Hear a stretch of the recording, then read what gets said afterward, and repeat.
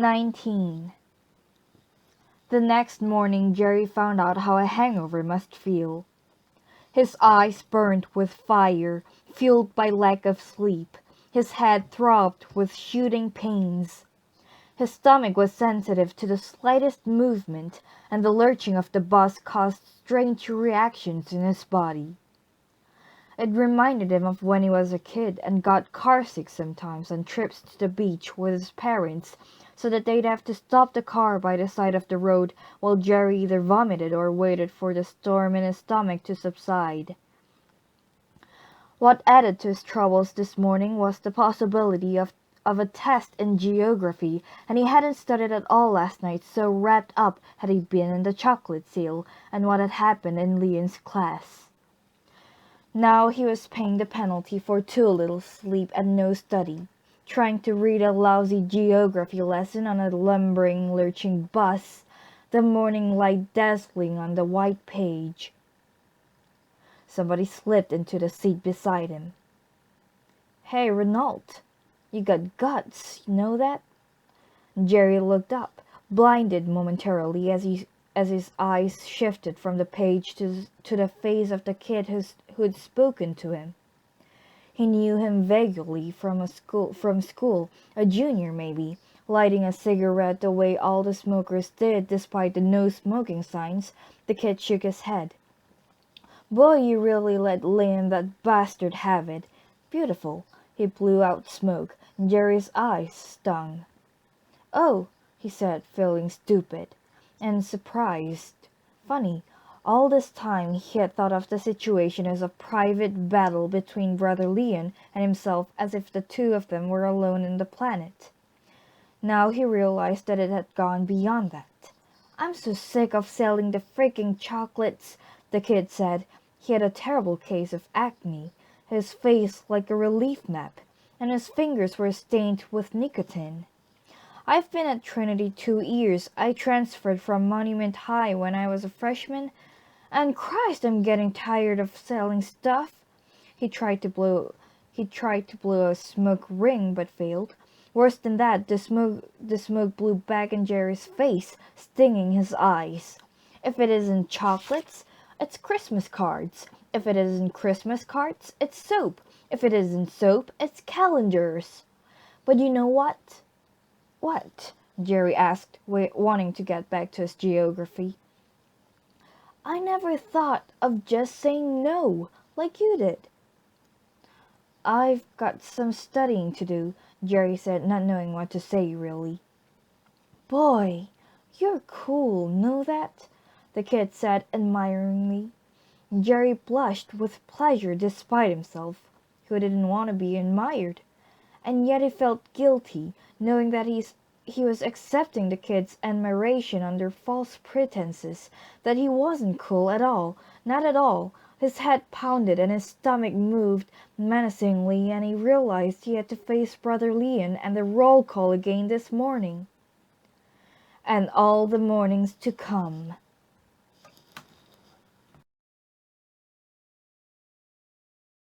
The goober was waiting for him at the school's entrance, standing tense and troubled among the other fellows waiting for school to start, like prisoners resigned to execution, taking their final drags from cigarettes before the bells began to ring. The goober motioned Jerry aside. Jerry followed him guiltily. He realized that Goober wasn't the cheerful, happy-go-lucky kid he'd known when school first started. What had happened? He'd been so wrapped up in his own concerns that he hadn't bothered about Goob. "Geez, Jerry, why did you do it for?" Goober asked, drawing him away from the others. "Do what?" But he knew what Goober meant. "The chocolates." "I don't know, Goob," Jerry said. It was no use faking out Goober the way he had faked out that kid on the bus. "That's the truth. I don't know. You're asking for trouble, Jerry. Brother Leon spells trouble." "Look, Goob," Jerry said, wanting to reassure his friend, wanting to wipe that look of concern from his face. "It's not the end of the world. 400 kids in this school are going to sell chocolates. What does it matter if I don't?" "It's not that simple, Jerry. Brother Leon won't let you get away with it." The warning bell sounded. Cigarettes were flipped into the gutter or meshed into sand-filled receptacle near the door. Last drags were inhaled lingeringly. Guys had been sitting in cars listening to rock on the radio, switched them off, and slammed the doors behind them. "Nice going, kid," somebody said, hurrying by. The pat on the ass Trinity's traditional gesture of friendship. Jerry didn't see who it was. "Keep it up, Jerry." This a corner-of-the-mouth whisper from Adamo, who hated Leon with a vengeance. See how the word is spreading?" Goober hissed. "What's more important, football and your marks, or the lousy chocolate sale?" The bell rang again. It meant 2 minutes left to get to your locker and then to your homeroom. A senior by the name of Benson approached them. Seniors were trouble for freshmen. It was better to be ignored by them than to be noticed, but Benson was clearly headed in their directions. He was not known for his lack of inhibitions, his complete disregard of the rules. As he neared Jerry and Goober, he began a Jimmy Cagney imitation, shooting his cuffs and hunching his shoulders. "Hey there, guy. I wouldn't be in your shoes. I wouldn't be in your shoes for you though, boy. A meal." He punched Jerry playfully on the arm. You couldn't fit those shoes anyway, Benson," somebody yelled, and Benson danced away, Sammy Davis now, wide grin, feet tapping, body whirling. Walking up the stairs, Goober said, "Do me a favor, Jerry. Take the chocolates today." "I can't, Goob." "Why not?" "I just can't. I committed now." "The goddamn vigils," Goober said. Jerry had never heard Goober swear before. He'd always been a mild kind of kid, rolling with the punches, loose and carefree, running around the track while the other kids sat up tight during practice sessions. "It's not the vigils, Goob. They're not in it anymore. It's me." They stopped at Jerry's locker. "All right," Goober said, resigned, knowing it was useless to pursue the subject any further at the moment. Jerry felt sad suddenly because Goober looked so troubled, like an old man heaped with all the sorrows of the world, his thin face drawn haggard, his eyes hunted, as if he had awakened from a nightmare he couldn't forget. Jerry opened his locker. He had thumbtacked a poster to the back wall of the locker on the first day of school. The poster showed a wide expanse of beach, a sweep of sky with a lone star glittering far away. A man walked on the beach, a small solitary figure in all the immensity. At the bottom of the poster these words appeared: "Do I dare disturb the universe?"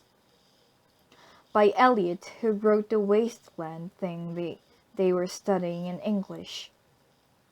Jerry wasn't sure of the poster's meaning, but it had moved him mysteriously. It was traditional at Trinity for everyone to decorate the interior of his locker with a poster. Jerry chose this one. He had no time now to ponder the poster any longer. The final bang rang, and he had 30 seconds to get to class. Adamo, 2. Bouvet, 3. It was a different roll call this morning. A new melody, a new tempo, as if Brother Leon were the conductor and the class the members of a verbal orchestra. But something wrong with the beat, something wrong with the entire proceedings, as if the members of the orchestra were controlling the pace and not the conductor. No sooner would Brother Leon called out a name than the response came immediately, before Leon had time to make a notation in the ledger. It was the kind of spontaneous game that developed in classes without premeditation, everyone falling into a sudden conspiracy. The quickness of the responses kept Brother Leon busy at his desk, head bent, pencil furiously scribbling. Jerry was glad that he wouldn't have to look into those watery eyes. LeBlanc 1. Malloran 2. Names and numbers sizzled in the air, and Jerry began to notice something curious about it. All the ones and twos and an occasional 3, but no 5s, no 10s. And Brother Leon had still bent, concentrating on the ledger. And finally, Renault, it would be so easy, really, to yell yes, to say, "Give me the chocolates to sell, Brother Leon." So easy to be like the others, not to have to confront those terrible eyes every morning. Brother Leon finally looked up. The tempo of the roll call had broken. "No," Jerry said. He was swept with sadness, a sadness deep and penetrating, leaving him desolate like someone washed up on a beach, a lone survivor in a world full of strangers.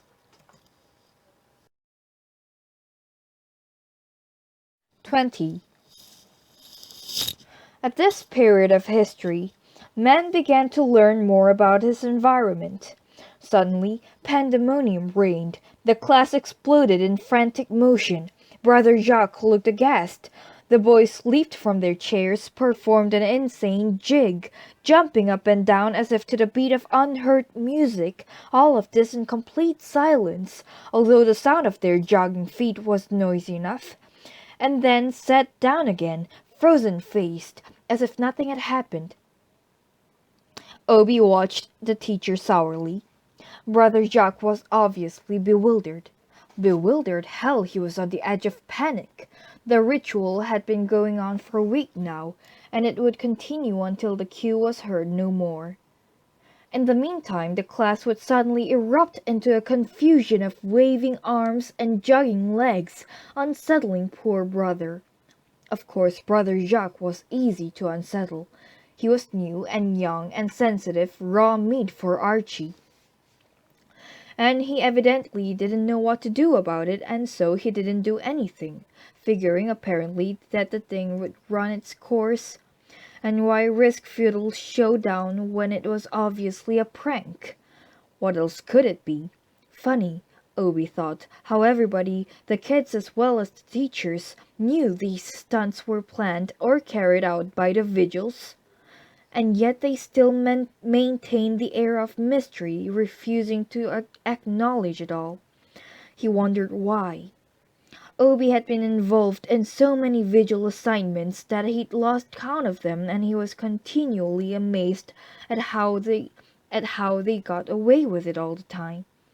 In fact, he'd been getting tired of the assignments, of playing nursemaid for Archie and his triggerman as well.